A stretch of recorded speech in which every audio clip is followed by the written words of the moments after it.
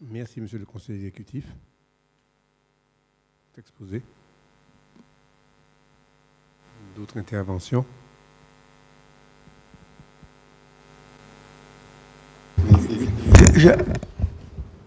S'il n'y a pas d'intervention, monsieur le président. Non. Je ne sais pas s'il faut continuer sur ce registre. Elle a dit très objectivement.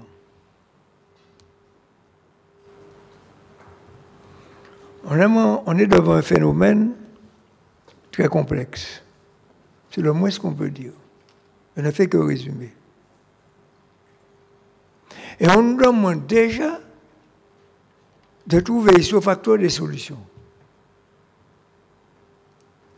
Et qui plus est, on nous demande de prévoir que l'on va dédommager. C'est incroyable, ça. Si ce n'est pas incroyable, c'est du tout pas. C'est inadmissible, en tout cas. Et c'est honteux.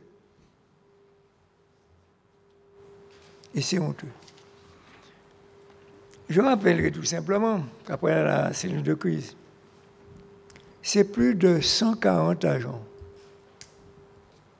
je dis bien, répartis sur tout le territoire, de la collectivité territoriale au-delà de ces gens-là que vous voyez là. 140. Donc j'ai été informé dès le départ de tout. Je me suis impliqué. Pas pour parler de moi. Parce que, économiquement, de façon vitale, et je l'ai signalé dans mon intervention, ça pose des problèmes. Mais c'est vrai. Mais de là, immédiatement, nous dit qu'il faut chercher de l'argent comme ça sortait du ciel pour les dommager, on se fout de ma gueule. Ou bien des gens qui s'érigent déjà qu'on va faire une plénière, c'est de ça qu'on va parler. Et uniquement de ça. Alors que je n'ai même pas les moyens, au moment où je parle, de payer forcément tout mon personnel. Vous faites comme si vous ne comprenez pas. Je suis très franc avec vous. Hein. J'ai des difficultés à payer mon propre personnel. La règle qui m'a été laissée. Ne me faites pas revenir en arrière. Et tout le monde le sait. C'est les époques que j'ai fait. On ne sait pas ça, on parle de l'avenir, on ne sait pas ça. Ne fais pas ça, tu sais bien de quoi je parle. Je suis revenir sur ça. Et pas pour toi, pourquoi c'est pas pour toi qu'on voit ça? On n'a pas ce droit-là. Et vous savez les sommes que nous avons engagées, des impôts que nous avons faits. Tu le sais. Vous savez que je me suis déplacé en France pour permettre cela, personnellement. J'ai tout dit avant même qu'il y ait la catastrophe. Avant même qu'il y ait la catastrophe. Donc on ne peut pas dire que j'ai exagéré.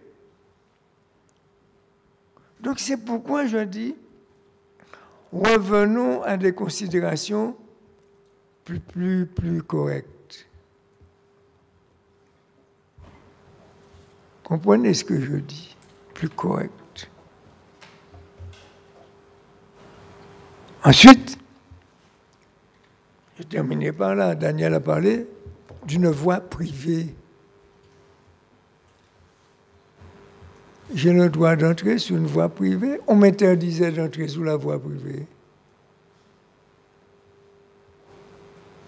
Il n'est pas dit ici qui. Une voie privée est une voie privée. C'est tout à fait que je ne veux pas comprendre ça. On m'avait dit, qu'est-ce que vous foutez là? Quittez-moi parler.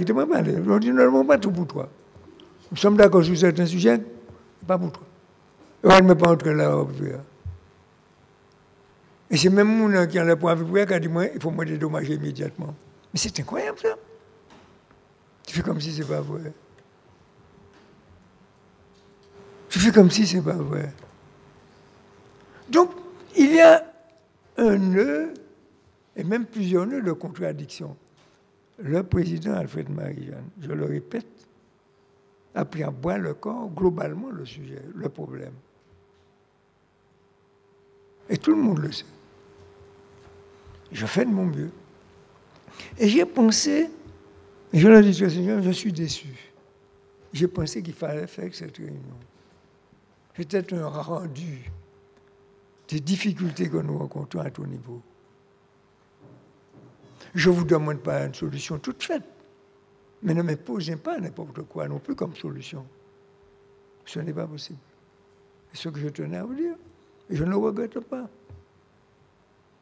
Je ne regrette pas. Je n'ai pas une solution tout de suite, toute faite. Après tout ce qu'on vous a dit. Seulement, nous essayons de faire de notre mieux. Et je rappelle, et je le dis, c'est pas souvent, je le touche, c'est pas souvent qu'on est ensemble, du même côté. C'est pas souvent. Non, objectivement, c'est pas souvent. Quand je dis ça, c'est pas pour l'envoyer, pour le critiquer.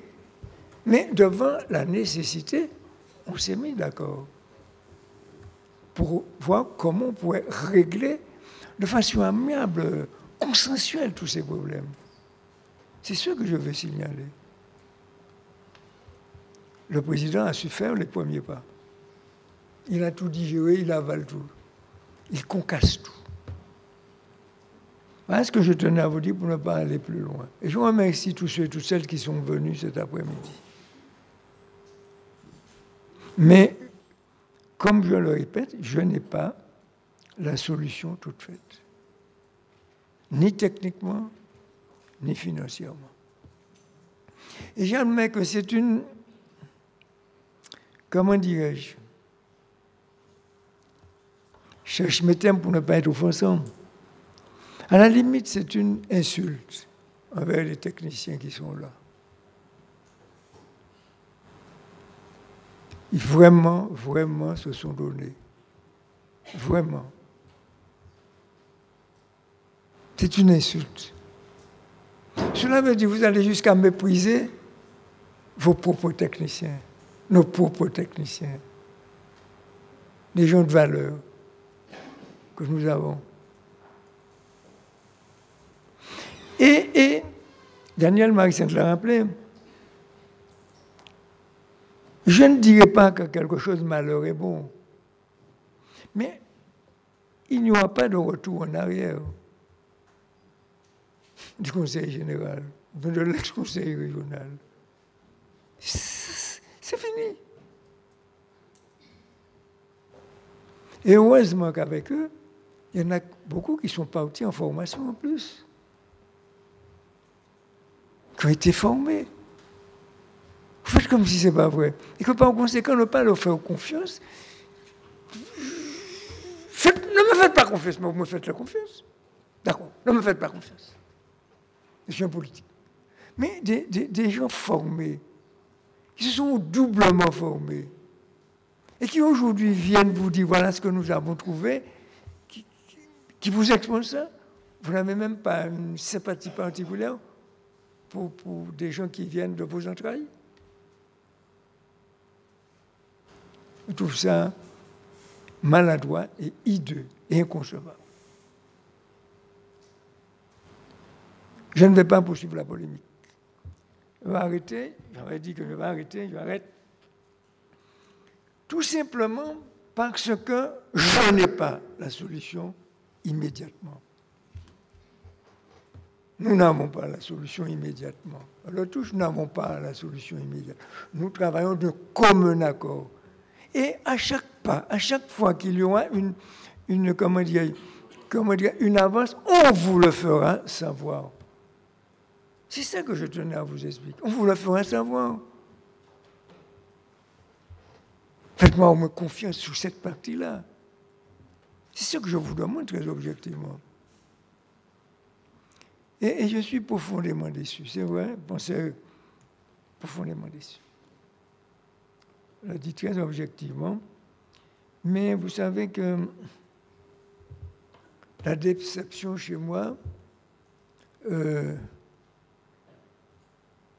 je sais, comment dirais-je, la concassée, quoi. Je digère ça, je l'évacue. Pas seulement par le haut, mais partout. Par mes pores, partout. Il ne faut pas agir comme ça. Il ne faut pas agir comme certains d'entre vous l'ont fait. On n'a pas le droit de faire ça devant une telle catastrophe qui nous dépasse pour l'instant. Que nous ne maîtrisons pas pour l'instant. Et c'est matin, midi et soir qu'ils travaillent. Vous imaginez, les clinomètres, c'est bien ça, les inclinomètres. Vous imaginez, on a trouvé des inclinomètres qui ont été enfoncés et puis qui sont sortis comme une espèce d'accordu, de truc tordu à tous les sens. Comment interpréter tout ça? Où est-ce que je vais inventer ça? C'est parce que je les fréquente matin, midi et soir. Des fois, les images que vous avez vues là, je les ai fait, ils m'ont représenté en avant-première, si vous voulez. C'est ce que je tenais à vous dire. Faites comme si je suis assis là et puis je suis indifférent à tout. Vous montrez ça, moi je suis resté stomaqué. Je ne savais pas que dire. Donc matin, midi et soir, nous sommes en contact. Et assez souvent, on me présente ça, on fait des réunions à la collectivité, on nous présente, ils sont là, ils peuvent vous dire, on fait des séances, mais tout le temps.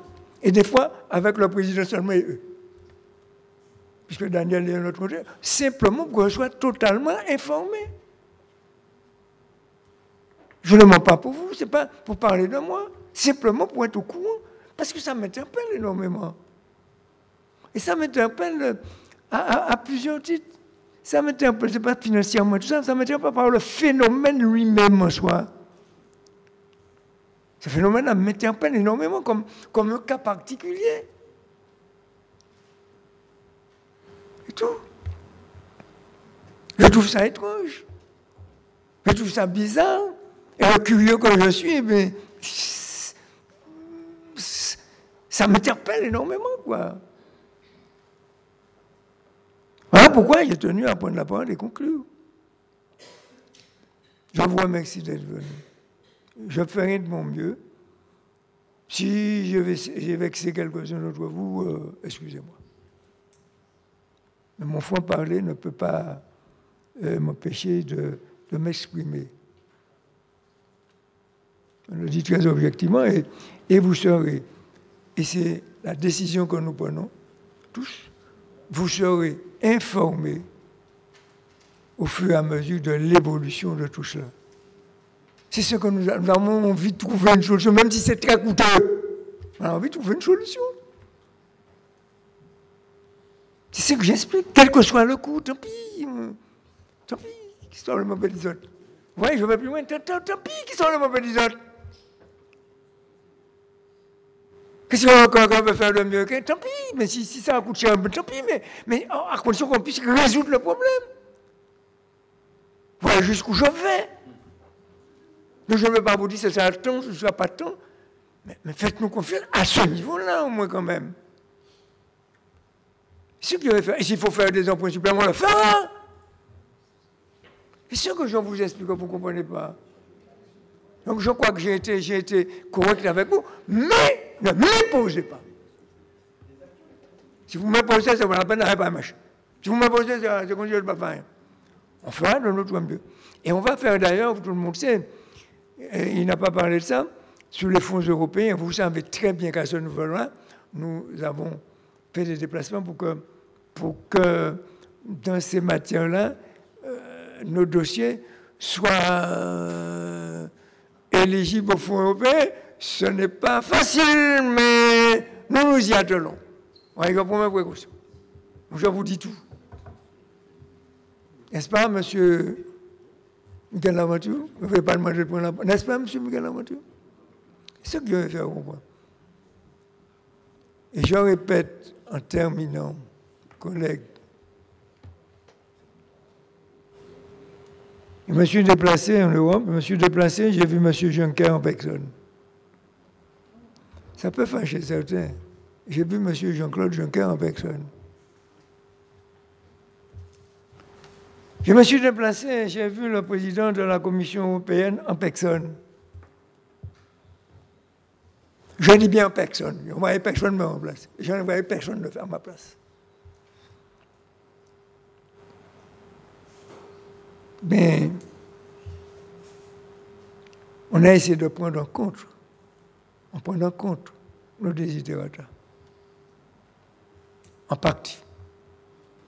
Puisque, devant l'effort que nous avons entrepris, écoutez bien, la Commission européenne nous a donné une espèce de délai favorable.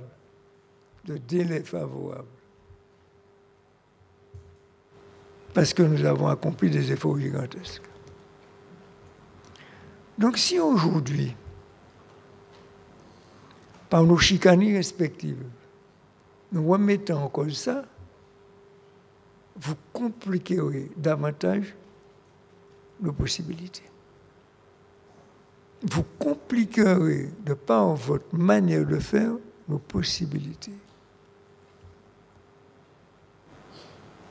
Exemple concret, et je termine. Je n'accuse pas le gouvernement a fait affaire, camarades. Je dis le gouvernement, ça m'a pensé, aux autres savent ça très bien. Tous savent ça. Il s'est trouvé que, sans nous consulter, et quand on dit sans nous consulter, personne ici, pas consulter nous, on nous a imposé des règles très difficiles. À savoir que toute collectivité ne devait pas dépasser un seuil d'endettement. C'est qu'ils ne le savaient pas, je rappelle, un seuil d'endettement. On ne m'a pas consulté, hein. On nous a imposé, pas de problème. Et en arrivant à la collectivité territoriale de Martinique,